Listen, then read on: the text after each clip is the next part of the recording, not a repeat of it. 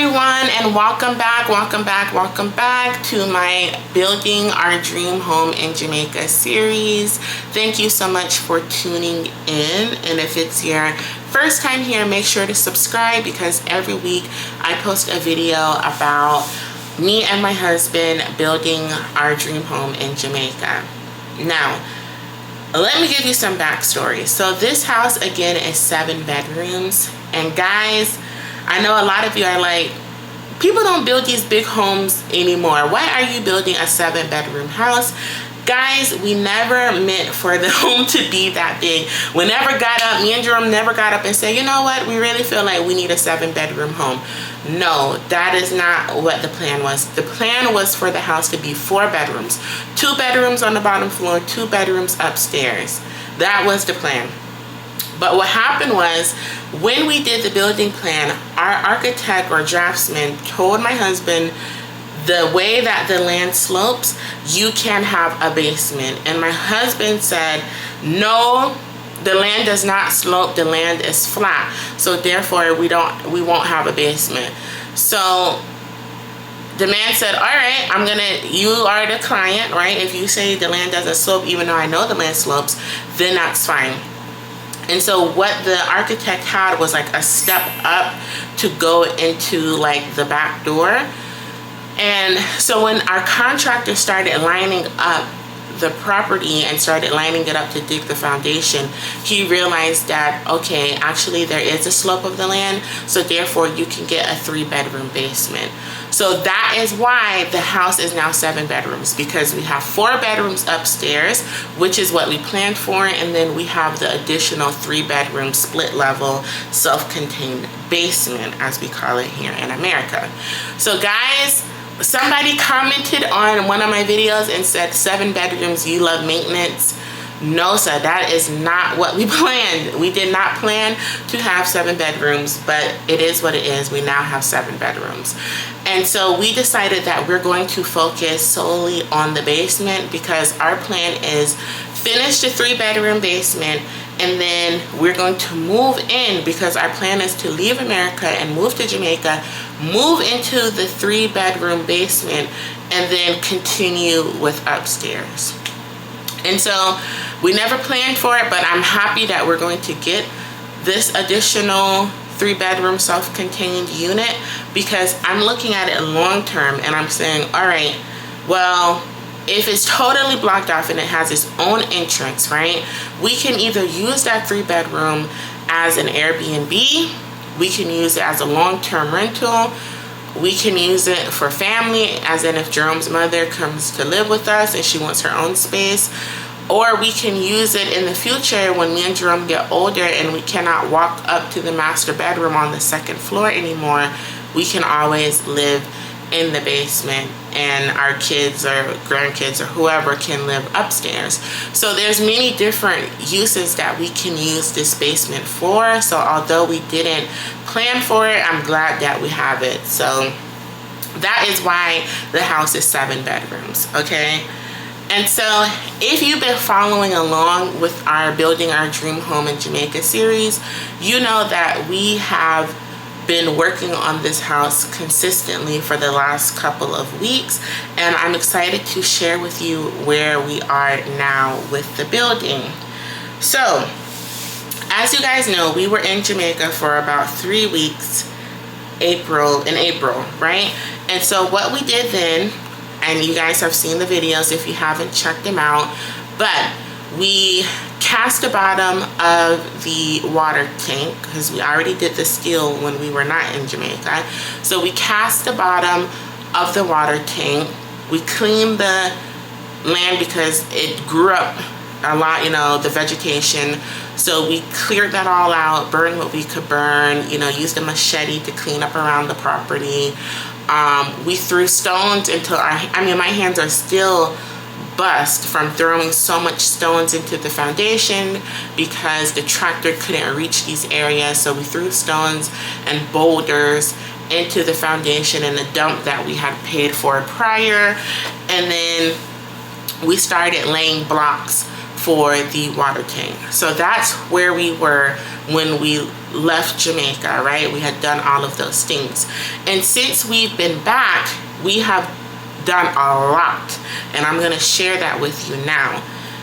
But one thing I do want to mention, guys, and I made a video about the workmen in Jamaica. That was a rant because, trust me, they're hard to deal with sometimes.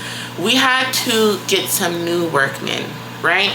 And so, let me give you the backstory. So, my brother-in-law, Omar, big up Omar from Woody Cock Construction, he is a contractor based in Spanish Town, right? And because he's a contractor and he's a wicked contractor, he's a great contractor, my husband and I were using him and his workmen in Spanish Town, right? And so it was very hard to work with them, even though our brother-in-law is a great contractor. It was hard to work with the workmen because, remember, they're coming from Spanish Town to Mandeville. So they would come to Mandeville and we would provide lunch for them as well as pay them for the day. But it would be hard because they're arriving late sometimes, or, you know, they want to leave early when it starts raining. So my husband and I were like, you know what? We can still use Omar as our contractor, but it's best not to use his men from Spanish Town because, remember, you're taking them out of their area. So we were like, okay, we have to find somebody that's local. And so I started calling people that I know who are from Manchester, his family, different people, just trying to find a new workman because it was getting expensive because you're paying for this work and then you feel like you're not getting the production that you would want or expect. And it's disheartening because it's very hard sometimes to deal with people in Jamaica when you're here, because we know that Jamaica moves at a different pace than America and is, you know, may not be used to what you're used to dealing with. And then it's also hard to oversee people when you're not there. So we were like, no, sir, we have to find somebody who is local and who is actually going to do the work, and we need to change from paying the workmen for a day's pay and pay them for a contract pay. So we finally found a mason who is local. He is in where is he? Porus? Somewhere in Manchester, but he's close, like 15 minutes away, familiar with the area, and we have used him from the point that we left Jamaica up to now. And I can tell, well, not even that long. We found him, we had to find him because it took a couple of weeks to find somebody who was either not busy, familiar with the area, or had time, because a lot of these workmen, like, they are busy. It's a lot of construction going on in Jamaica right now. A lot of people building their house, a lot of people relocating. Like, the workmen are busy. So it took us maybe 3 weeks to finally find somebody who was available and who could do the job the way that we expected, as well as within our budget.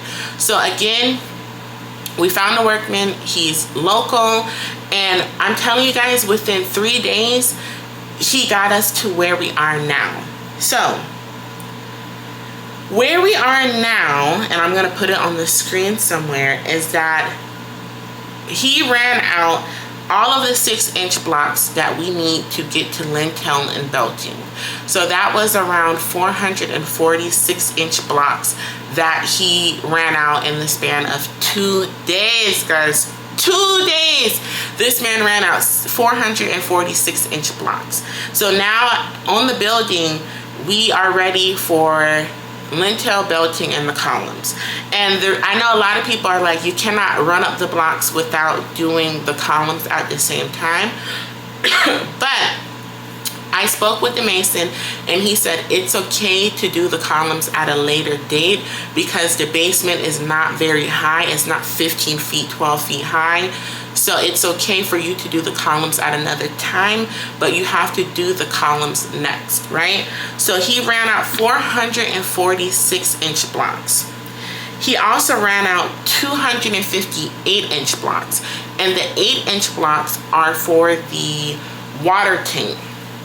Now, 8-inch blocks are stronger and they're thicker than the 6-inch blocks, and you have to use at least the 8-inch blocks for the water tank because water is one of the strongest, if not the strongest force in the world. And this is going to be holding a lot of water, so you do not want this to crack or the blocks not be strong enough, because you're going to have a big mess at your house if this is not done properly.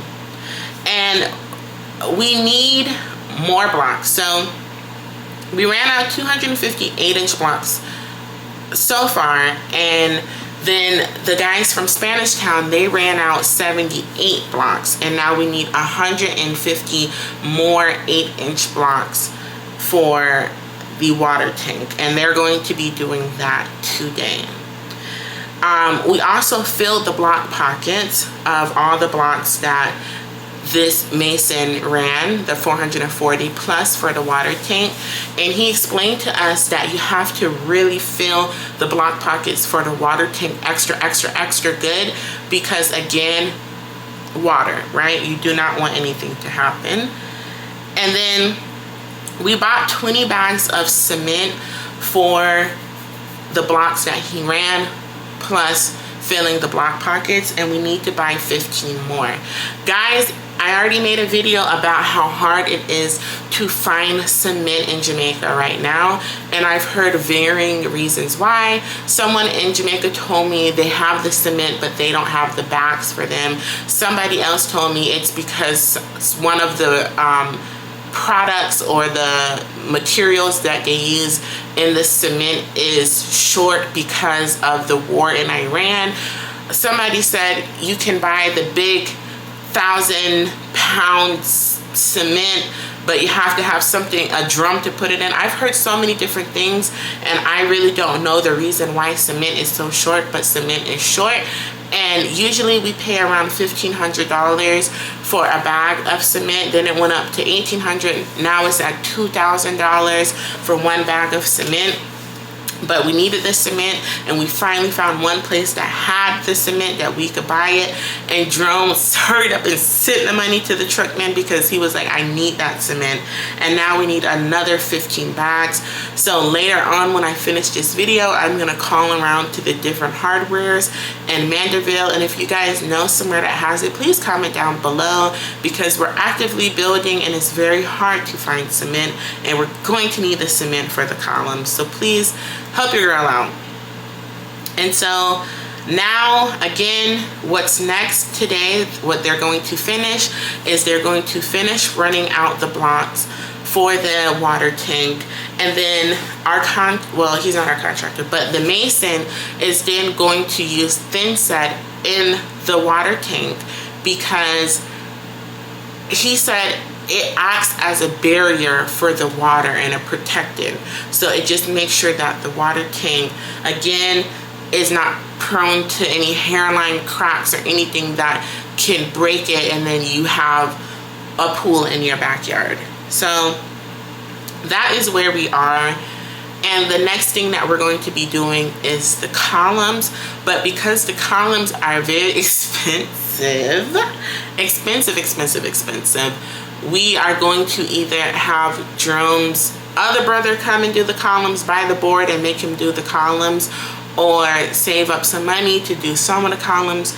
We don't really know yet, but because we're talking about cost, let's get into the price of what this mason charged to do this work. All right, so as you can see here, this is the, can you guys see that? All right, this is the invoice that he sent us. He sent it on a piece of paper. And so you have the work, the unit price, the unit, and then the total. So this was an estimate that he gave us to do it. And remember, guys, we're doing this as a contract work and not a day's work, because I find it to be more cost effective for us, because again, and for him as well, because he ran out all these blocks in the span of 2 days. And I can tell you, if we were doing days pay, it would have been like 2 weeks, because they want to hold on to the work and get more and more money, and you're not getting a good quantity of work. So 6-inch blocks The unit price is $16,500, and the way that they do the pricing for the blocks is whatever the price of 100 blocks is, that's the price to run out the 100 blocks. So it's $16,500 for the unit price, and then here he had that he was gonna, the estimate was 500 blocks, but remember he did 440, and so he had the total for that $82,500. For the 8-inch blocks, unit price is $20,000 because again the 8-inch blocks are more expensive than the 6-inch blocks because they're stronger and thicker. He had it at 355 blocks, and that's $71,000. Then for the lintel, that's $1,200 per, I think it's running foot, correct me if I'm wrong. And he has here that we need 64 feet, that's 76,800. For the belting, we have that at 1,200, and he has it at 244 feet, that's 298,800. Oh my God. The columns he has at 1,200 with 219 feet, that's $262,800. And then he has a ton of steel at 100,000, and then the stirrup per dozen is 1,200. He has 29, and that's 34,800. So those are the prices that I got for the work to finish the basement up to belting, no, up to decking, because once we do the lintel and the belting, then we're ready for decking. Now, I felt like I told this mason, we cannot pay all of that. That's almost $1 million. I cannot pay you. Oh, and then again, $35,000, I think, to fill all of the block pockets. So I told him I cannot pay you almost $1 million right now to do all of this work. Drum felt like he was pricey, but I can say that what I do like about this workman is that sometimes you have to pay for convenience and you have to pay for efficiency. And with this workman, I don't have to call him. He shows up. I don't know how to eat. I don't know nothing about how they get there, how they arrive, how they leave, nothing. All I know that at the end of the day, I get a report from him to show what they've done, clearly indicating what they've done. And I really appreciate that, because sometimes with these workmen, they say they'll be there, they don't come. And you don't know they don't come until you call them and they say, oh, I'll be there Wednesday or whenever. And it's so difficult to be abroad and be dealing with those inefficiencies. So I can say that about this workman.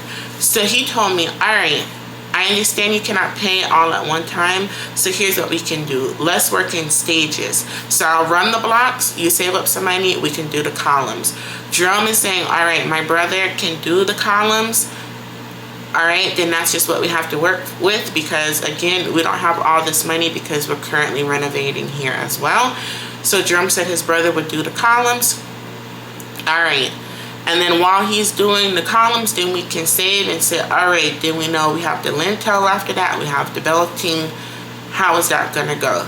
So I don't know how that's going to go yet, because again, we're just now finishing running out the blocks, and next we have to get the columns. And I already talked to a hardware about the ply for the columns. I texted Pro Hardware in Mandeville, and they told me $4,000 for a sheet of ply for the columns. So my brother-in-law told me to get 6 sheets of ply, and he'll, you know, box them up, cut them, whatever, and then get to work. And then he'll put them on the columns, let it dry, and then put it on the next one. So hopefully that would be the next video that you guys are seeing, is the columns. I don't know yet how we're going to do the belting and the lintel, if we're going to use the same workman or if we're going to use Jerome's brother. I really don't know, but make sure to subscribe, like, comment, and look out, turn on your post notifications so you can look out for the next video, because hopefully that would be the next video of the columns. So thank you so much for watching. Thank you so much for watching. Make sure to check out another video in our Building Our Dream Home in Jamaica series.